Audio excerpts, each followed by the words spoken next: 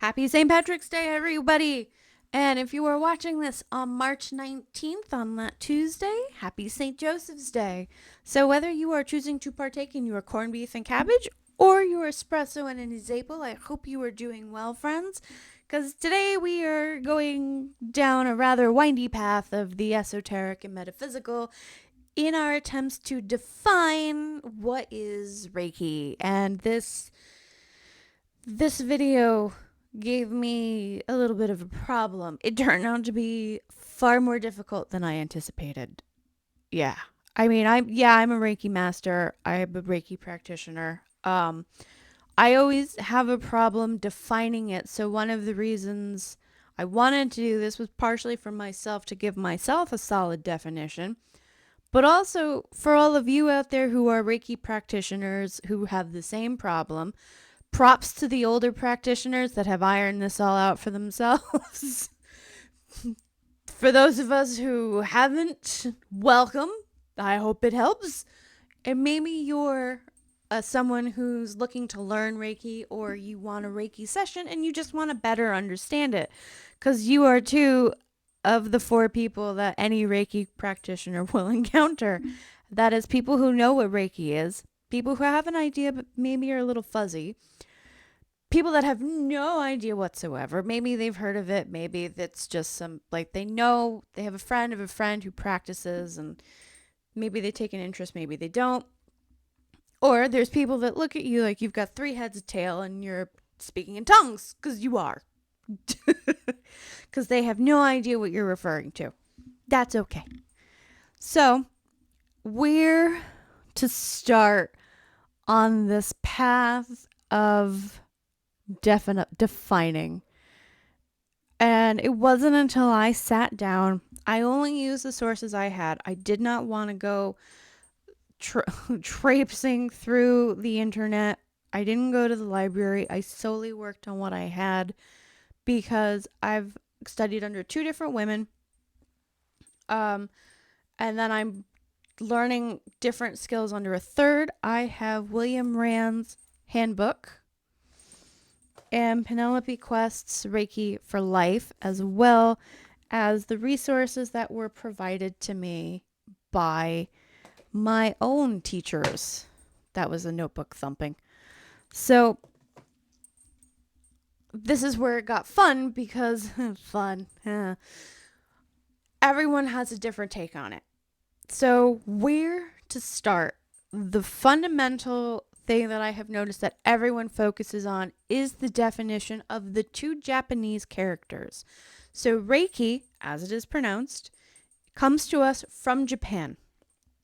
And it is, for all intents and purposes, a form of energy work or energy healing. Realized in retrospect, I probably should have done that video first, as what is energy work. I'll get there next, I think.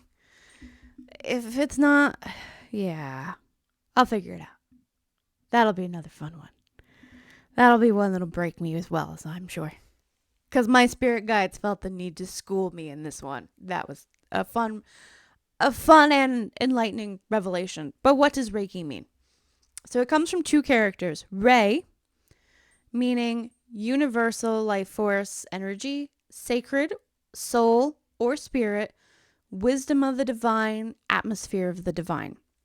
Now, Rei, the character Rei, can have many different meanings, from the mundane to the highly esoteric, which I think is part of the reason why defining Reiki in and of itself is so hard, because you are trying to take something that is more metaphysical in nature and compress it in such a way that it is palatable to the masses, and explaining it as such. We'll get there. Don't worry. So, universal, in this case, can mean being present everywhere. It is better interpreted to mean high knowledge or spirit consciousness or spiritual consciousness, however you choose to word it. And the wisdom that it refers to comes from God, goddess, higher knowledge, self, or higher self, source, spirit. Pick the word you want. It is the powers that be.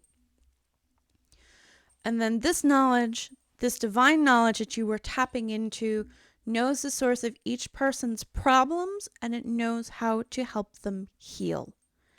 Now, the Japanese word ki is the same concept as the Chinese chi, prana in Sanskrit, ti or ki in Hawaiian, and it means life force energy, and that which flows through every living thing, plants, animals, people, and is present in some inanimate objects like rocks. It is also called the odic life force, orgone, or bioplasma, and it's been given different names by various cultures. So maybe you know it by something a little different.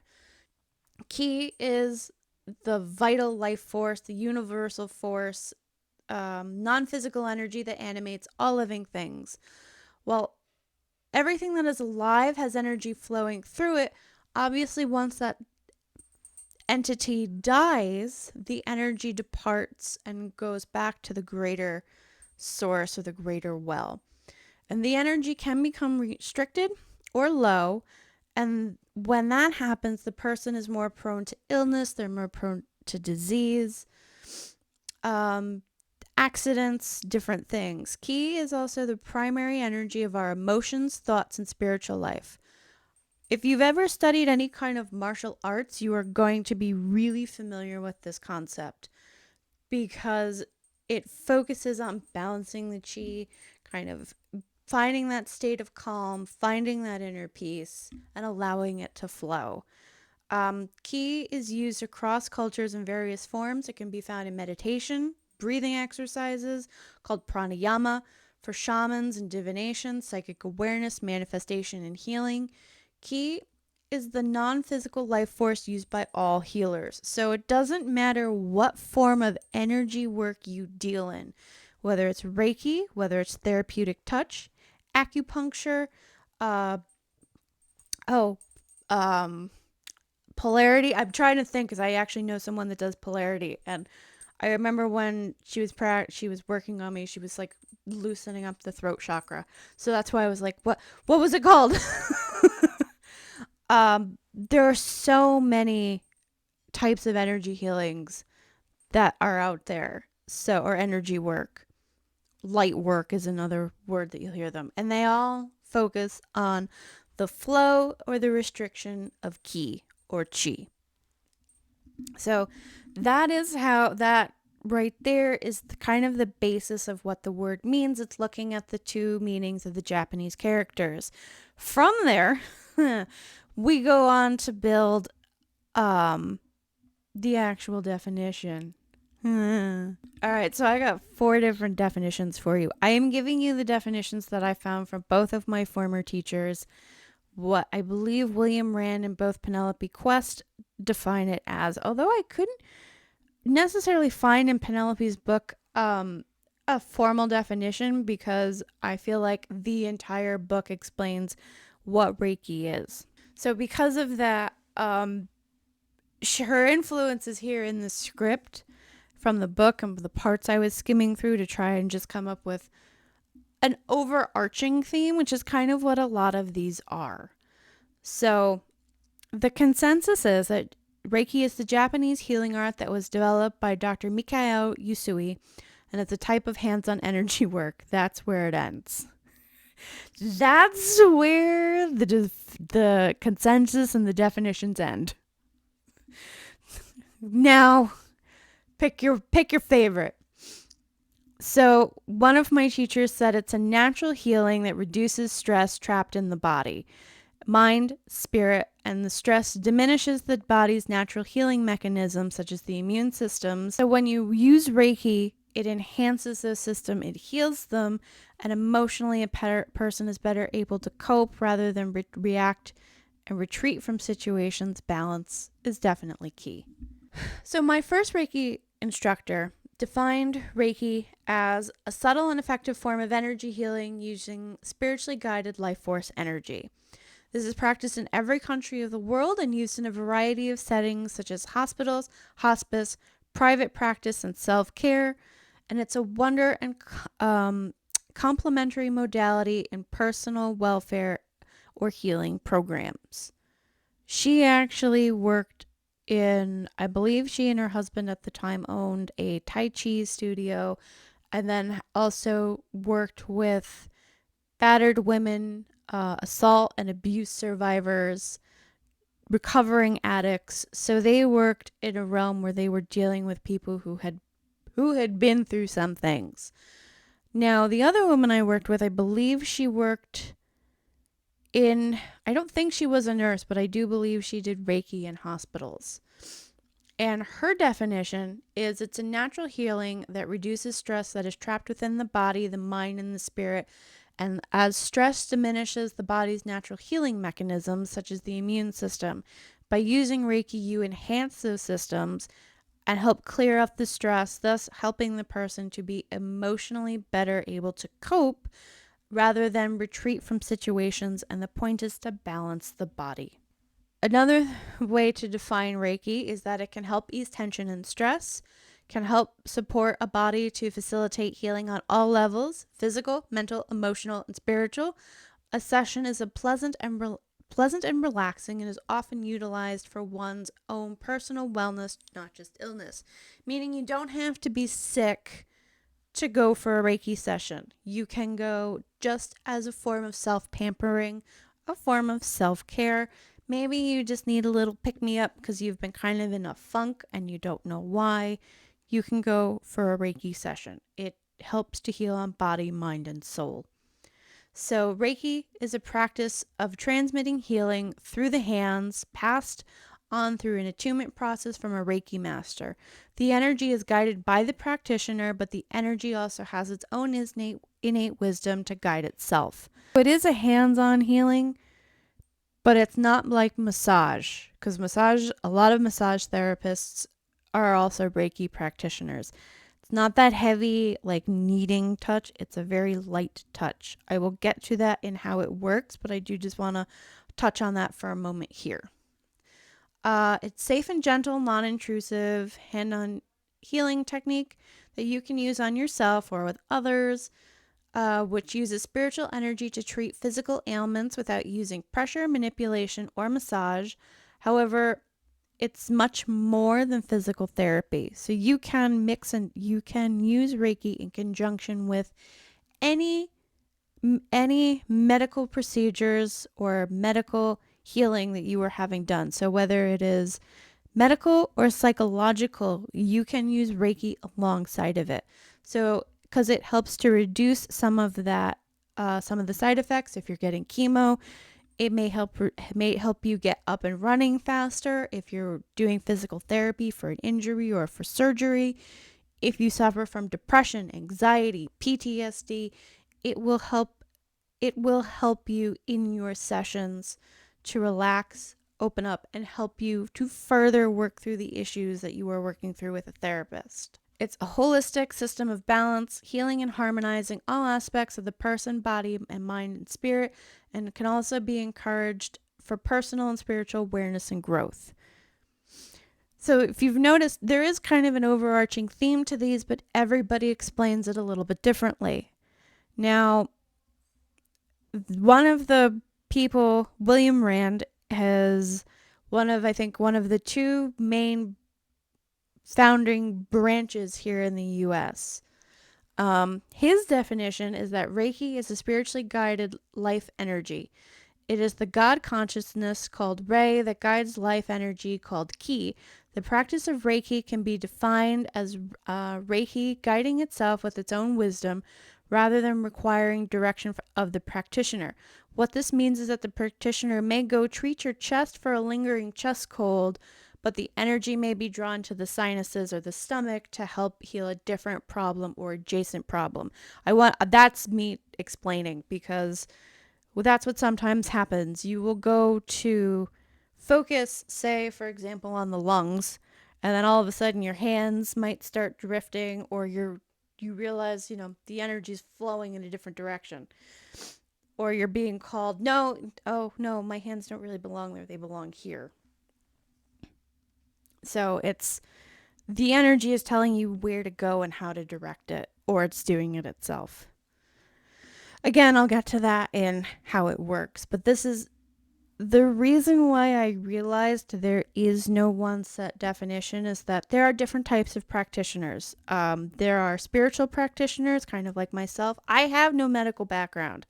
I was a history major. I worked in retail and banking, and now I work with books. I don't have any medical background. Um, so I take a lot more of a spiritual approach when I practice on someone. I might recommend, hey, this seems a little weird. Are you taking care of this? You've got an ache or pain here. Is it something that's recurring? Are you addressing it?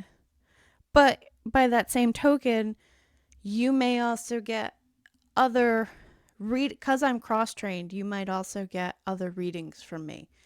So I might sit down to talk to you about what happened in Reiki, as well as delivering a healing message to you from an angel, from a deceased loved one. Something that maybe you need to hear that you are ignoring, or that your body is telling me to pass on to you. There are people that kind of walk the middle of the road. They might be, depending on their client, they might approach things more spiritually. They might approach things more medically. And then there are the secular practitioners. I apologize that I'm generalizing. But generally a more secular approach will be like, oh, it's a way to heal physical pain. And they don't necessarily address the spiritual and emotional end of it. And because there are different types of practitioners, and because there are different clients and there are different practitioners, and clients will be drawn to different practitioners because you need different things at different times. So depending on the type of person you're dealing with or the type of practitioner you are, that is going to essentially determine how you're going to define what Reiki is.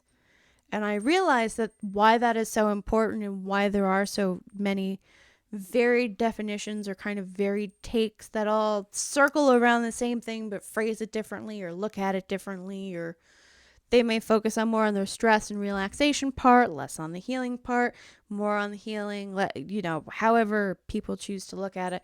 They might take the God consciousness out of it and just focus on the physical healing. Some people will focus more on the God consciousness and the healing of the mind and the soul, and that it will then heal the body. That's why there's just so many definitions, I think, and why it's such a varied practice. And if you are watching it and you're kind of going, none of these definitions are how I was taught, none of these are how it was ever explained, that's fine. That is perfectly fine. It just means that you've either found a way to define it for yourself, or the people that trained you or the practitioners that you're going to have their own way of approaching it, and it works for them and it works for their clients. Also, they know how to adapt to the definition depending on who their client is. If they have a client that's more skeptical, guess what you're not going to do?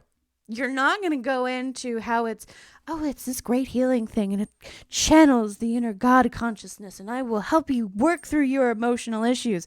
No, you're not going to do that.